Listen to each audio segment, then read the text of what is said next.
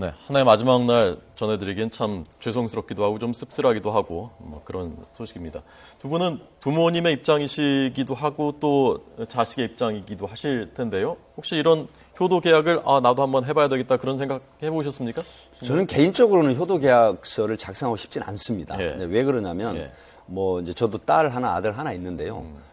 아이들 성향이라든가 이런 걸 판단했을 때, 물론 결혼을 하게 되면 며느리가 들어오거나 이제 예를 들어서 사이가 들어오는 그런 가정들이 대부분이기 때문에 효도계약서 작성을 해야 된다라고 하지만 예. 저는 개인적으로 효도계약서 작성하고 싶진 않습니다. 예. 그러나 현실은 네. 효도계약서를 작성하는 게 좋았는데 이제 앞으로 말씀을 하시겠지만 그 효도 불효 방지법 이게 통과될 가능성이 굉장히 높기 때문에 네네. 별도로 효도계약서를 작성하지 않아도 예. 충분히 부모로서의 어떤 응징을 할 수 있다. 응징이라는 표현이 좀 죄송하지만 예. 자식들이 어떤 상호 신뢰관계를 깨뜨릴 때 네. 응징할 수 있는 그런 부분이 폭넓게 인정이 되기 때문에 예. 아마 앞으로는 효도계약서 별도로 작성하지 않아도 될 것 같습니다. 이 법 통과되면 계약서가 따로 없어도 가능한 건가요? 그렇게 하는 것이? 아니요, 필요합니다. 필요합니까? 왜냐하면 문서가 없으면 사실상 그게 이제 발효가 되지 않기 때문에 일단 문서는 있어야 되는데요. 예.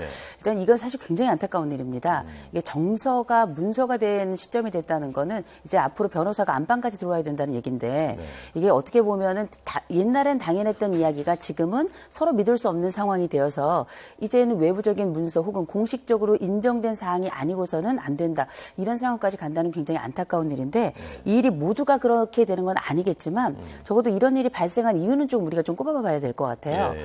이거는 지금 보면은 젊은 층에서도 그렇고 그다음 고령자 층에서도 자식 층에서도 부모 층에서도 다 좋다. 이건 하는 게 좋겠다라는 굉장히 높은 비율이 나오고 있는데 이렇게 높은 비율이 나오는 이유는 두 가지입니다. 그러니까 양쪽 입장이 서로 다르게 나타나는 건데 자식의 입장에서는 당연하다라고 생각하기보다도 수혜를 받은 자가 당연히 의무도 행하는 게 맞다. 그래서 흔히 발생하는 장남이 모든 것을 다 혜택을 받고 사실 나머지 부모들을 다른 형제들이 책임져야 되는 이런 그 형제 간의 배신은 막자라는 게 일단 첫 번째 취지인 것 같고 두 번째 부모들 입장에서는 내가 분명 자식들을 믿고 하지만 여러 배신에 대한 사실과 사건들을 많이 보면서 불안이 많이 증대했단 말이에요.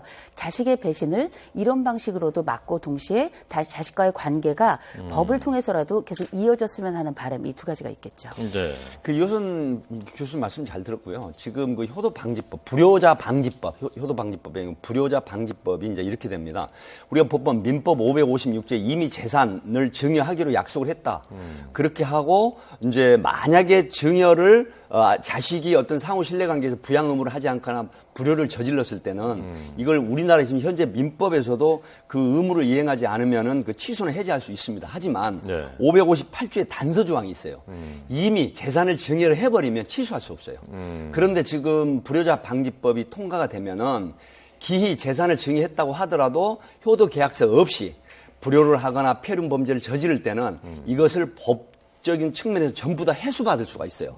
그리고 기존에 내가 재산을 증여를 했으면 그 재산 증여분에 대한 이익이나 또 돈을 이미 써버렸다고 하더라도 그걸 다 돌려받을 수 있는 의무 조항이 여기 책임 조항이 들어가 있기 때문에 그렇게 되고 또 지금까지는 폭행죄, 존속 폭행으로 하게 되면은 이게 5년 이하 700만 원의 벌금에 처하는 그 형을 받았는데 예전에는 부모가 설령 폭행을 당했다고 하더라도 예. 부모 자식 간에 처벌을 원치 않는다고 의사 표시를 하거든요. 예. 그런데 이 법도 삭제가 됩니다. 그래서 부모가 처벌을 원치 않아도 존속 폭행이나 존속 상해 같은 경우는 강력하게 처벌을 한다. 이런 측면이 있기 때문에 효도 계약서 없이도 충분히 가능하다.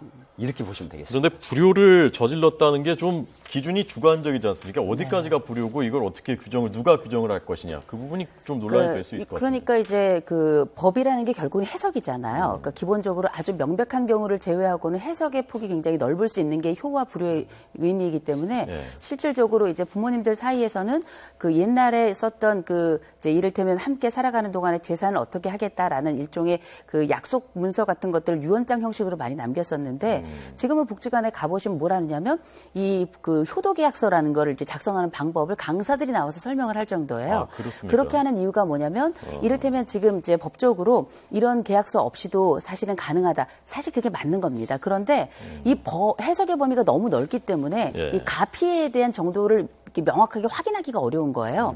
그래서 이제 우리가 모든 과정이 해석의 범주라고 하지만 이왕이면 내가 이렇게 너를 돈 줄 때에는 증여라는 것은 명백하게 돈이 넘어갔다는 거고 그러기 위해서 나에게 네가 이렇게 해주길 바란다라는 명백한 약속의 증서를 남기자 이런 추세라서 네. 사실 효와 불효의 경계를 가늠하기 쉽지 않습니다만 기본적으로 부모들이 요청하는 바를 문서로 남긴다면 조금 더 명확한 자료가 되겠죠. 네.